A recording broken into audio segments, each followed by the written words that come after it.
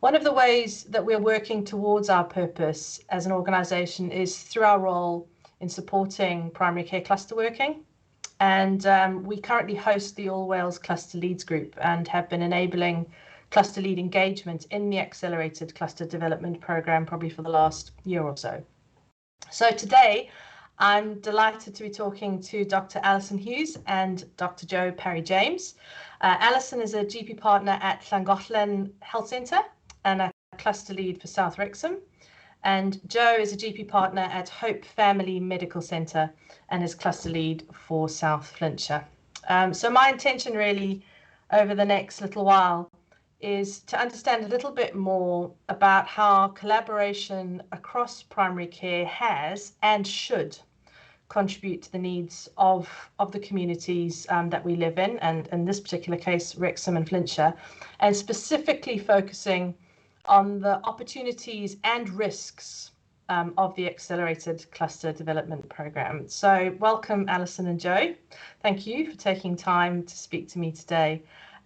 So to kick things off, I think I'll come to you, Alison. I'd be interested to hear a little about your view on collaboration in primary care and why you think it's important for the communities that we serve that the system that you work in, you and your colleagues work in, enable you to work together. Hi, yes. So I think collaboration is absolutely vital to enable service delivery and to enable improved access to services and quality of service. I think historically, all of our different services have been set up in silo and in isolation from one another. So we, for instance, in my cluster, we have 8 GP practices that work all independent of one another.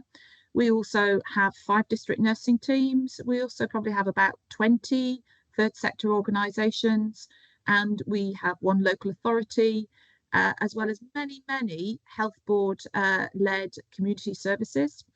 And those structures are not created to allow our patients to access those services smoothly. So I think collaboration has been absolutely vital, where we've tried to, first of all, form relationships between all of our organisations, and often develop personal relationships between all the professionals working across them to allow us to actually break down those silos, and to allow our services then to try and configure themselves as one to allow a patient to travel through them smoothly, as opposed to getting stuck in the revolving door of services, all set up for a different purpose with different criteria for admission into that service and discharge into that service. And we've done quite a lot of talking to our patients, and that is what they tell us time and time again. They get so sick of giving their story, the same story, to multiple different professionals from different groups. So that's where I think collaboration is absolutely vital, and we have made progress on that, which has been really really good to see. And also there is no fat in any of our systems. So actually the fat in the system is the repetition between us. And again, I think that is what is absolutely vital about collaboration, to pool our resources to better serve the populations that we're all set up to serve. Yeah. Great. And yeah, I mean, the patient-focused case around collaboration is really quite clear. And I expect communities around Wales will echo that.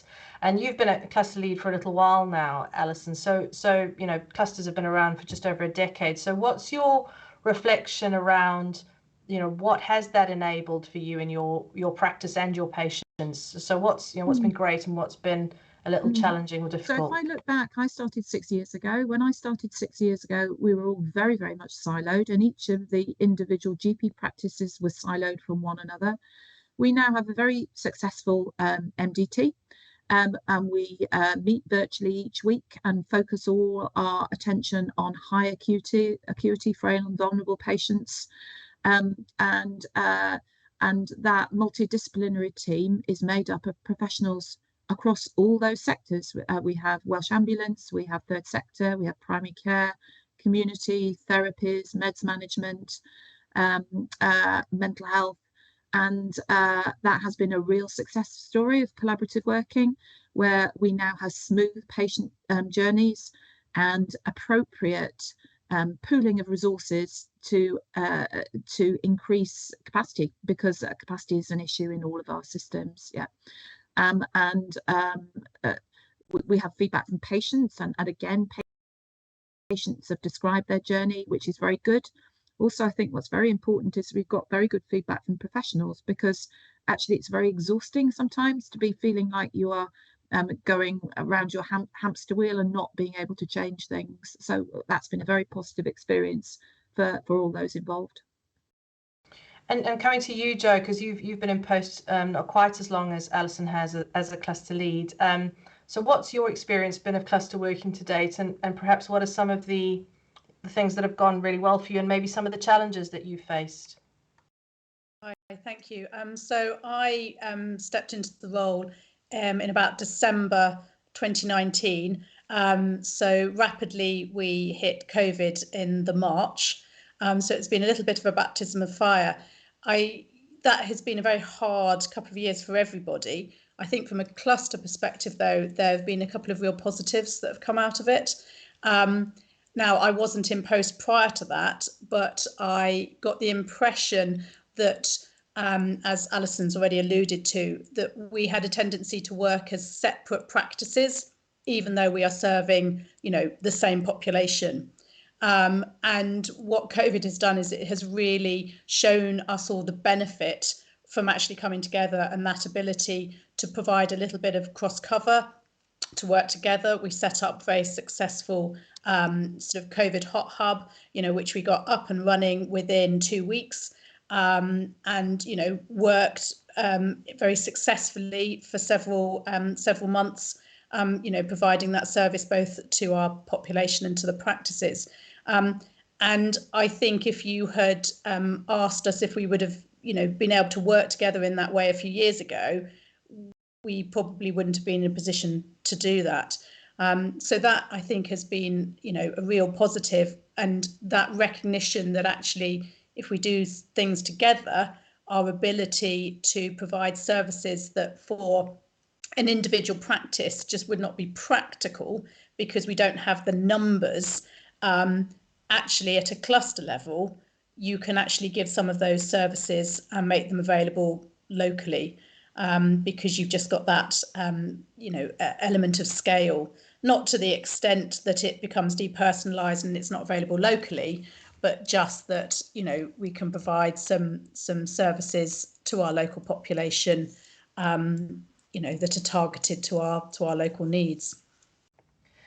And both of you have spoken about, things that have gone really well for you. And I also know that having, you and I, the three of us, have chatted in other forums where we know that things have perhaps not always been great. And as an All Wales Cluster Lead group, we've talked about the need to invest in and create the conditions for autonomy, coherence and engagement. What are some of the big challenges that you feel, ACD may be the solution to? Can you talk to me a little bit about some of the barriers and the challenges that you've had?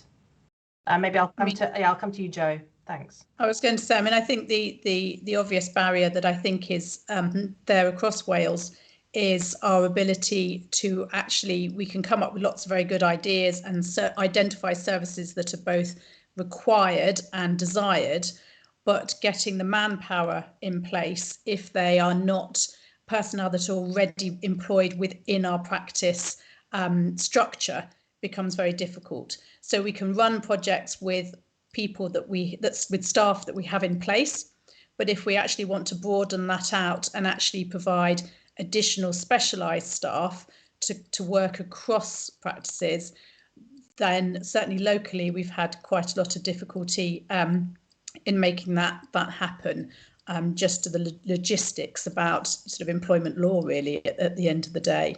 And I think that's the biggest challenge that we have got. Okay. Alison, anything to add to that from your experience? Yeah, no, I think the troubles within BCUHV are very well documented. You know, I think it's been understood nationally that actually our health board has been through difficult years. Yeah.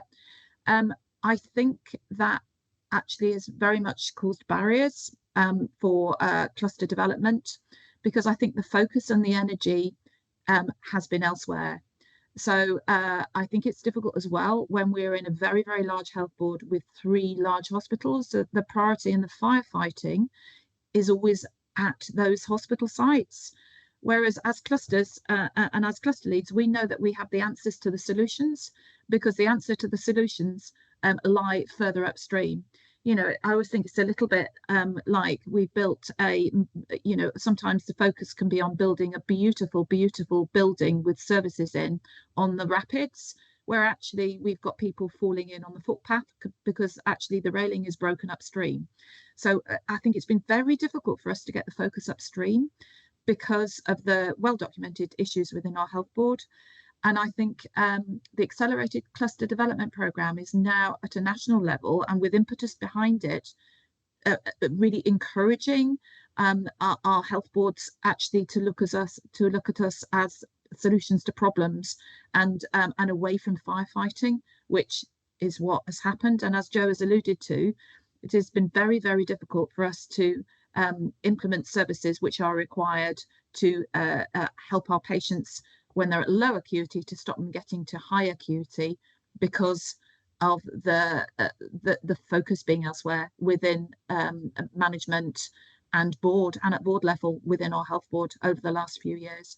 And I hope that now we're at a point that that focus might be changing, and that we're seen as part of the answer, because certainly we feel we've got a lot to give around that. And I think on that subject, I think again it's sort of looking at the Agenda for Healthier Wales, prevention and health and well-being has to be a focus that we move to, because if we continue to treat the problems once they have occurred, the system will not cope, and preventative work cannot occur at a secondary care level. Primary care is where people are before they have developed what we would normally call a problem. And that's where I think cluster work is very, very important, to provide those sort of pre-problem solutions to actually, provide that care and that sort of divert our sorry, I'm thinking what the word is. What we're wanting to be able to do is concentrate on the preventative needs and the small scale solutions that are going to stop people from needing very expensive care in the future. I mean, the classic would be sort of pre-diabetes, obesity, sedentary lifestyles. Those are the problems that our health service is going to have if we don't act on them now. And I think that's where cluster working really has a role, because at a practice level, we are all doing that, trying to do that work already, but some services will be better provided, with a slightly larger population, to make that happen. And I think that's where cluster working has a real, role forward that I can see, bringing in all those different disciplines, because again, it has to be more than just health. We have to be thinking in a slightly, wider basis, taking in the third sector, and our county council colleagues and the work that they're doing as well.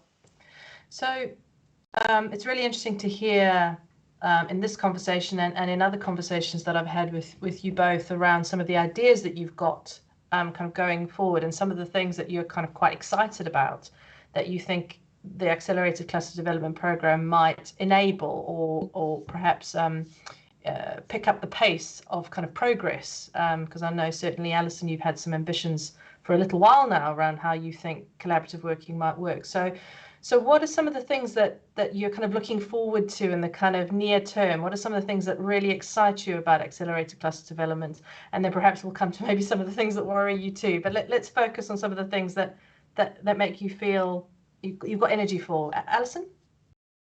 I think, as we discussed as well, I think that the real barrier has been the ability to employ and the ability to hold a contract and the ability to hold funds actually at a community level.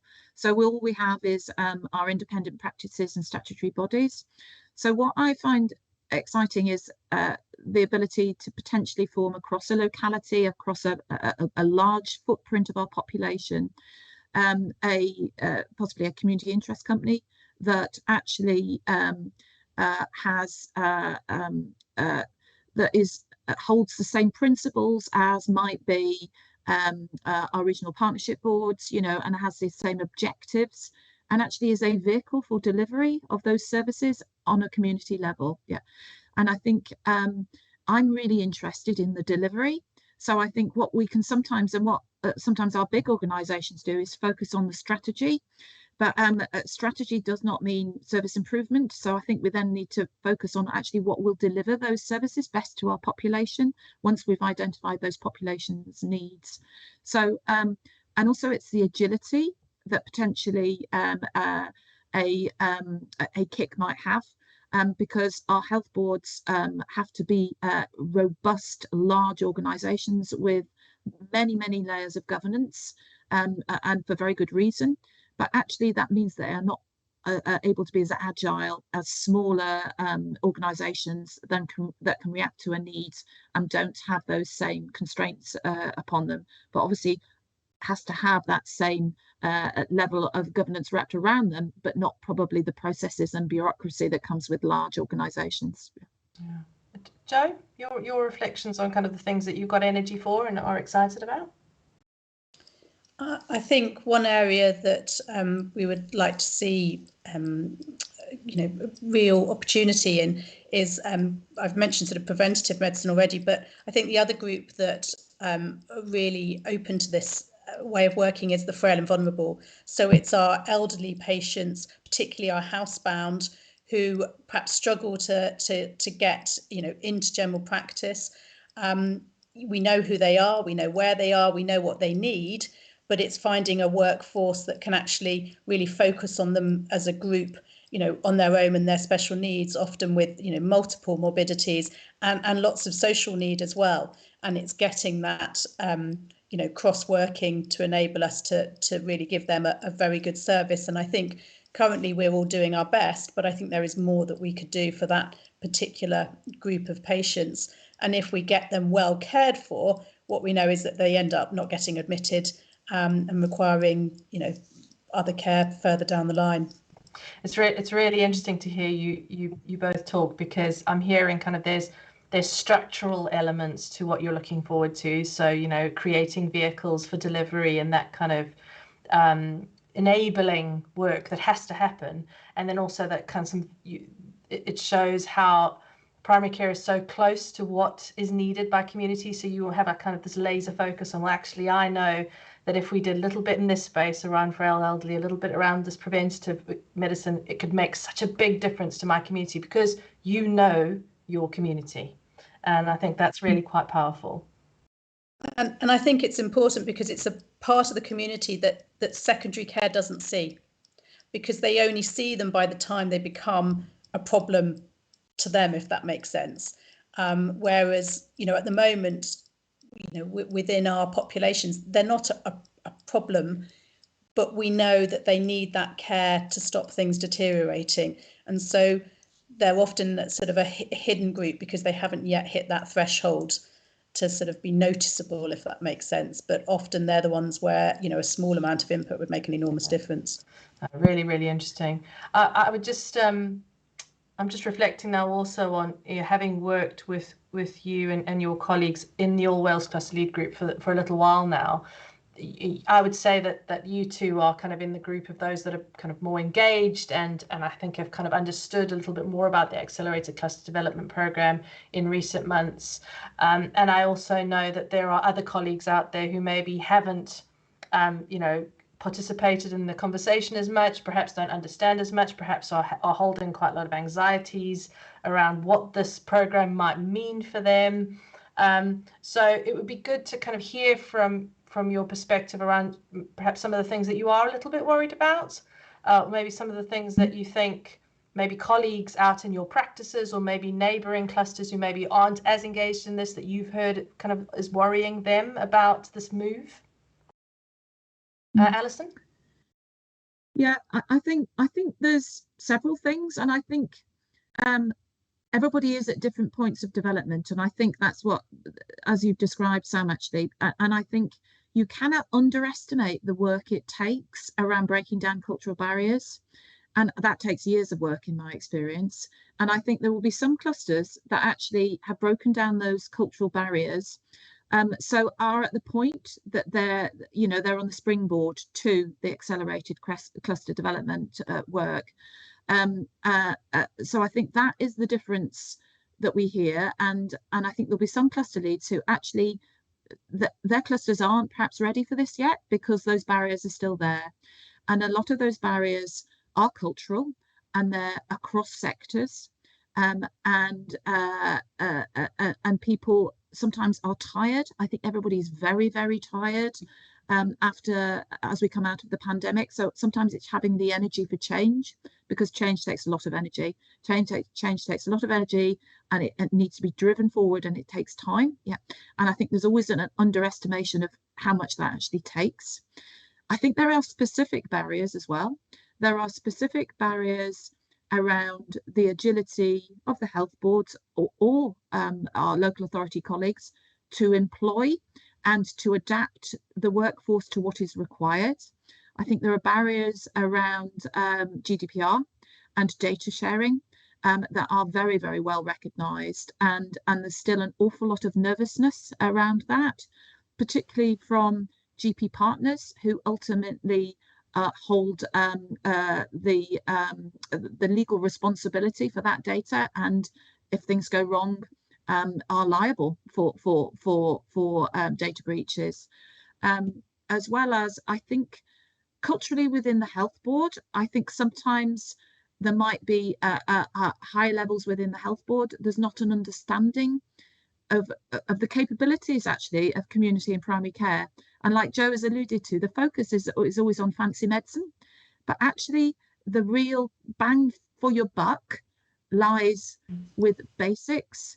And I mean, as Joe alluded to, we all know that the bang for your buck at the moment lies with care staff. If we had more care staff to care for our frail and vulnerable, they would potentially not be hitting the front door of hospitals. But actually the flip to get the investment in the workforce lower down the food chain can be a challenge. And I think it's a challenge for everybody, as well as a government level. Really interesting. Joe, have you got anything to add to that? No, I mean, I think that's a very good summary, to be honest. Yeah, so it is good to kind of get that kind of balanced view in terms of, I think we all acknowledge that the Accelerated Cluster Development Programme definitely aligns with much of what we've heard matters to cluster leads to date, and that shouldn't diminish the challenge and underestimate, how much work is needed to get things off the ground. So, I mean, I think that this probably brings us towards the end of our conversation, but what I'd be really interested to hear from you kind of as a closing chat is around your next steps. So you've talked a little bit about some of the things that you're excited about, but what's your focus going to be in the next few months? What are some of the things that you're going to go away and do to help support the development of this program? I'll come to you first, Joe. I think it's a continued conversation within our practices to work on that trust that we've started to develop with each other, and then taking that further out to our other local organisations. I think we're probably a little bit behind Alison's cluster in that sort of interdisciplinary conversation that's going on, but it's coming. It's getting better, and I think there's a desire for it to be there, which again perhaps wasn't even there in the past. And that's the first hurdle, is that people have to want it and be prepared to partake when it's unknown. I think hopefully for us as a cluster, I think that sort of health and well-being and sort of health coaching area is something that I think we would really quite like to see some improvement on, in as well as our programme with the frail and vulnerable. I think those are our two focuses that really we feel we could, make a difference at a slightly higher population level than what we can achieve just within practice. Great. And Alison, what's your grand plan for the next few months?